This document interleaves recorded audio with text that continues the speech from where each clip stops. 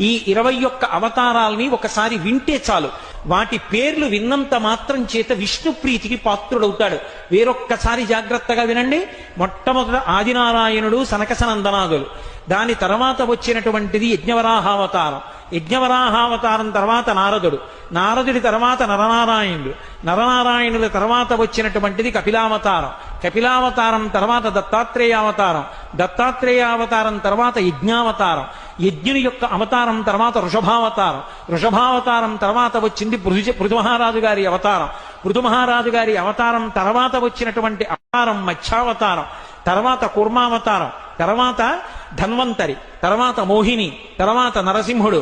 తర్వాత వామనమూర్తి. తర్వాత పరశురాముడు. తర్వాత రాముడు. తర్వాత బలరాముడు. బలరాముడి తర్వాత కృష్ణ భగవానుడు. కృష్ణ భగవానుడి తర్వాత బుద్ధావతారం. బుద్ధావతారం తర్వాత కల్కి అవతారం. ఏకకాలంలో 2 అవతారాలు ఉంటూ